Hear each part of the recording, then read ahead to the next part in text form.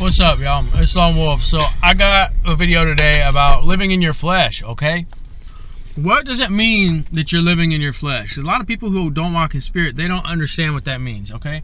To live in your flesh means you're dead, okay? What do I mean by that, okay? You're alive when you live in spirit, but you're dead when you live in flesh, okay? What does that mean? I'm going to use something that's non-biblical, but it makes sense to me, okay? But it's biblical, non-biblical, you'll see. Venom, Spiderman, okay? When you see, I'm not a big fan of Marvel or any of that stuff, but I just use this as a example, okay? You look at Venom, okay? Venom is like possessed by this darkness, okay? That's what your flesh is. You look at Venom and what are they? They're obsessed and they're possessed and it's all over the place. You're just all over the place, okay? Somebody who is not walking in spirit, they follow their fleshly desires, okay? So they allow dark seeds to get in them. They are this like certain way, okay?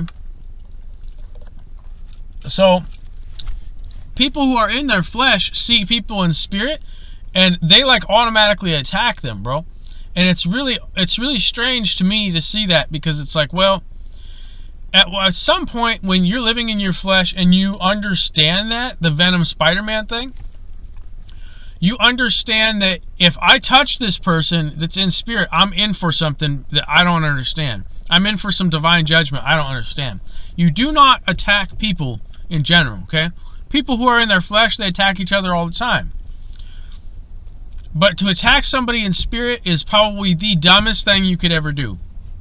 Aside from attacking people, why am I going by the Venom Spider-Man thing, okay? You look at the difference between the two characters in, we'll just say like the movies, okay? Spider-Man has a more righteous character than Venom does, okay? Venom has this like look at, there was a scene of Peter Parker when he was Spider-Man and he's trying to pull this dude out, pull Venom off of this dude, okay? And I mean, he had to like rip this dude out of the Venom suit, whatever you call it, okay? And it was like, the thing is just, it latches on you. Like, it's like oil, bro. It just latches on you. And it's this, when you get rid of your flesh and you sacrifice your flesh, what does that mean, okay? Well, that means you're full-heartedly just going to walk in spirit, okay? And a lot of that is it's a choice, okay? And there's certain things in life that can happen to you that, you know, you're like, well, what other choice did I have? You know, to, you know, die in my flesh or live in my spirit. And that's where you see a lot of people that hit rock bottom and they don't have a choice, bro. Like, they realize it's like, well, God's calling me for something, okay? When God's calling you for something, you can't really walk in your flesh. And a lot of people, they don't understand it if they are in there. So Venom doesn't understand that he is Venom when he's in the Venom suit. When you've got Venom on you, you don't understand that you are Venom. You just look at Spider-Man and I hate that thing. Like, I hate that dude. Why? Well, I don't know. I just hate that dude. And you're like, the Venom is on you, bro. Like, it's on you. Your flesh is on you. You got to get rid of that, okay? Venom is on you, bro. So if you see that and you're like, okay, I don't like this dude.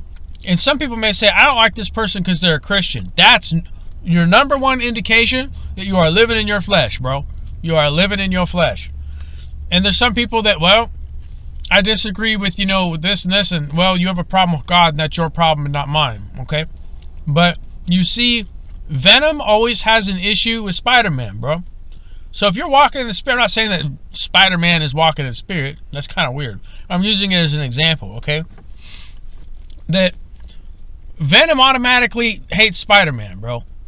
And, well, Spider-Man don't really like Venom too much.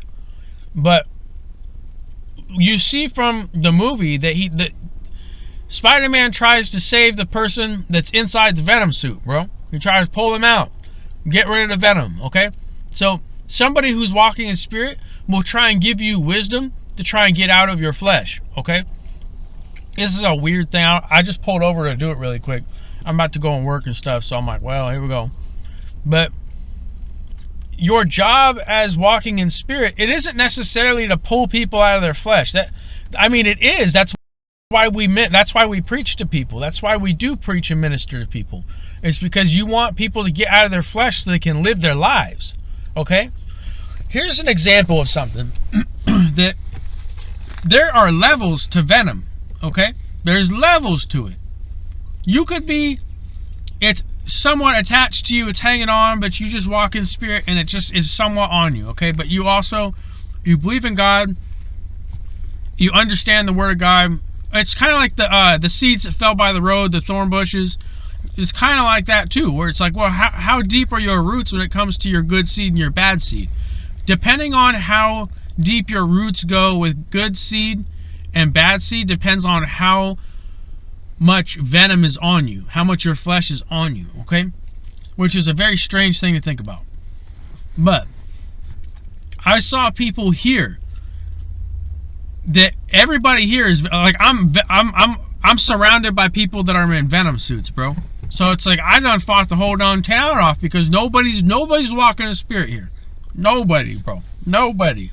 I got attacked. There was somebody who claimed to be from the light, and I done got attacked by sound bowls, healing therapy bowls. Attacked the crap out of him with witchcraft, so I'm getting hit here, and I'm just like, bro, like, what the heck? Like, you saying you're a healer from the light, like, you a false light, bro. You a false light. So I saw people that were so swallowed here.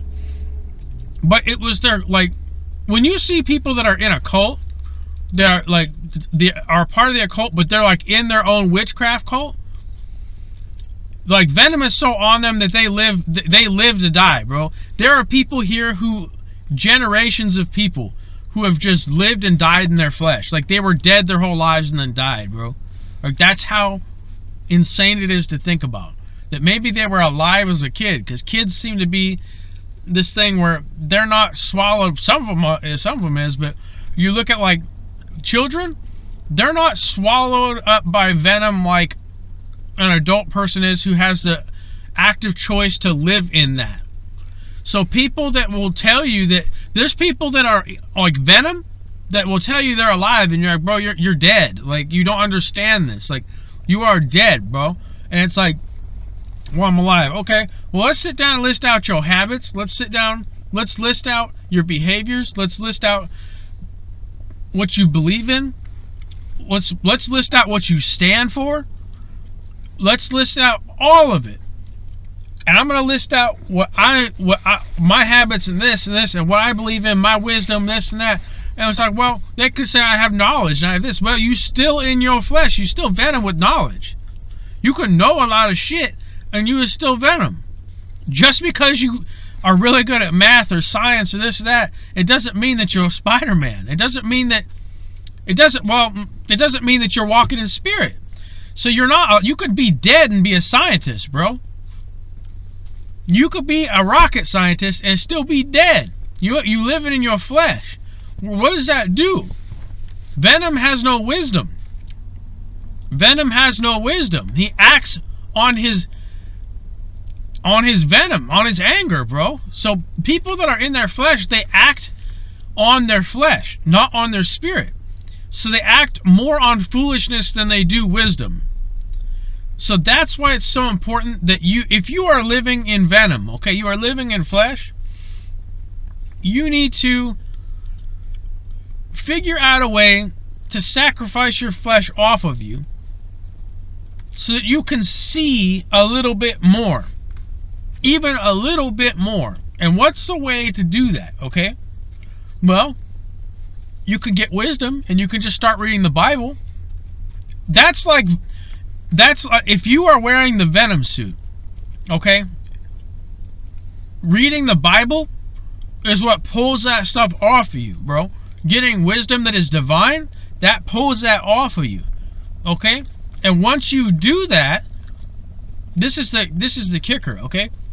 Once you start to pull that off of you and you're out of your flesh even just a little bit, you can connect to your spirit a little more through God to figure out who you are.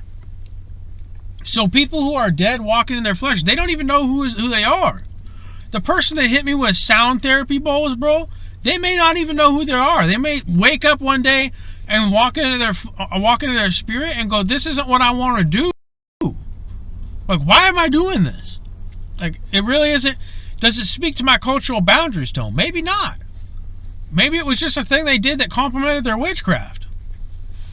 And it's like, well, that sucks. But you have to think about something.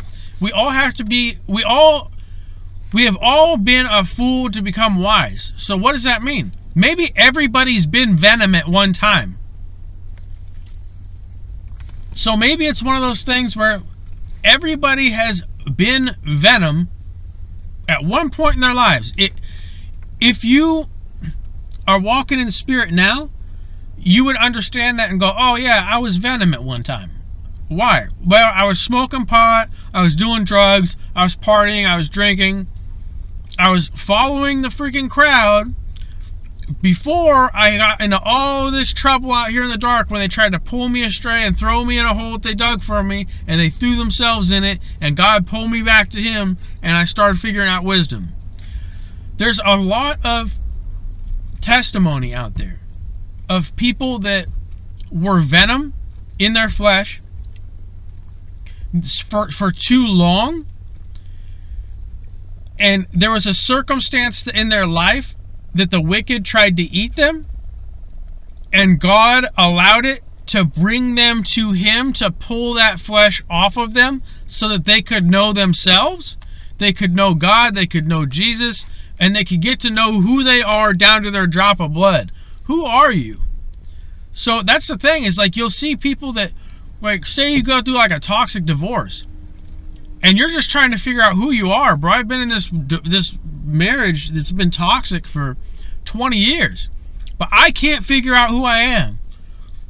And it's like, well, pick up a hobby. Maybe that's not the way. Well, maybe it is the way to go, but maybe that's not what you should just be doing. Because you see people who do that, where it's like, I picked up rock climbing. Okay, well, you're rock climbing, but you're still dead. You're just Venom scaling a wall, bro. That was weird, okay? That was really strange. But you just Venom scaling a wall, bro. So you're still dead. Well, what do you say after that? Well, I know who I am. I like to rock climb. And I like this, and I like that. Well, you know what your hobbies are. But if you came out of your flesh, maybe your hobbies wouldn't be the same, and maybe they're influenced by other people who are also Venom. So your hobbies that you picked up, they weren't something that you found in here. It's something that you found out in the dark that influenced you. Well, and motivation is one thing. Motivation can be something that's huge, okay? But you think about it and you're like, well, what is true motivation? Maybe what you got influenced by out in the dark to do while you were still Venom in your flesh isn't what God wants you to do. Maybe what you're supposed to be doing is something that you can only figure out once you take Venom off you. And well, what is the life of Venom, bro? Like, you think about that, okay? What is the life of Venom? Well, look at what I done dealt with here, bro. Everybody was attached to their witchcraft here. So, here's the thing I noticed too. People that do witchcraft over each other or themselves, you also have to fight that off of you once you're taking your flesh off you. So, people who sit in front of the mirror and use their Harry Potter wands and shit, like, you have to take that off of you, bro. Like, you basically buried yourself. You almost encased your flesh with spell work. Witchcraft isn't smart, bro. You don't do it. What? Well, if you do witchcraft, you'll die. What's that mean? Maybe you're farther out in the dark and you're deeper into your flesh, and it shrinks your spirit. Your spirit will shrink. Like I have this abundant light. Well, I have a hedge up, okay? Because I've been reading like nonstop for years. But think about it. If somebody who does witchcraft, that beam of light in them, it shrinks, bro. So it shrinks and shrinks and shrinks and shrinks until they have finally sold their soul. And maybe that's when their spirit is gone and they are 100% flesh, bro. That is why in Revelation it says, turn from your witchcraft, and a liter of barley will cost you a day's wage. Because you've done something like that you have to maintain your spirit, and it might only be that you got this little beam of light in you, bro. You ain't got much left. But you did it. If you do witchcraft, you will die. It's in the Bible. it's your specific instruction is there. Your warnings are all there, bro. It's all there. It's all there. So you look at it and you're like, okay, every single day I need to be more spirit, less flesh, more Spider-Man, less Venom. I have to figure out how to get this off of me, okay? And sometimes, what does that take? Sometimes you have to go to church, okay? All right, church right over there, okay? You have to go to church in order for a minister to help you pull that off of you. So I'm not saying that the priest in there, the pastor, is Spider-Man. But, well, kinda. What's he trying to do? He's using scripture to try and pull that off you. He's trying to give you good seed to take you out of your flesh so that you can live in your spirit. It's strange that the Matrix puts these things in front of us, but this one hit me off a whim, okay? Where I was like, okay, well, what's it mean to live in your flesh? And then I don't even like cartoons. I don't really like comic books and all that stuff. I mean, I watched it when I was a kid a little bit. But it reminded me of the duality of Spider-Man and Venom. Where, well, look at Spider-Man for a second. What was Spider-Man, okay? Spider-Man was righteous. He was a righteous character. What was Venom? He was wicked. So it kind of works. I mean, it's not biblical, and it's not like, it's not biblical. But it's something, maybe it is spiritual. But maybe it's something that's like, I can relate that and understand it in a way that I can give an example to somebody that's in their flesh and they can see it more. Because, I mean, if I speak to someone in their flesh, I'm like, you need to walk more in your spirit, less in your flesh. They're like, rah, rah. And I'm like, dude, you're Venom right now. You need to be more Spider-Man. And they're like, oh. Well, it's like a weird click. Maybe it's a way to compare or to use a example for someone out in the dark that can see it a bit better. Where they're like, oh, okay. And they like kind of maybe look it up on YouTube and they're like, oh, yeah, I don't really want to be that. Like, maybe I don't really want to be that. Because, well, look at the characteristics of Venom and apply that to situations like, I don't know, like Ted Bundy, and you'll see how deeply reprobated Venom can go. That leads me to one last thing. What's it mean to be lukewarm? Well, does that mean that you are Venom with a Spider-Man mask on? Does that mean you're Spider-Man with a Venom mask on? Because maybe you're not completely in spirit and you're lukewarm still in your flesh. Till next time, Lone Wolf. Peace.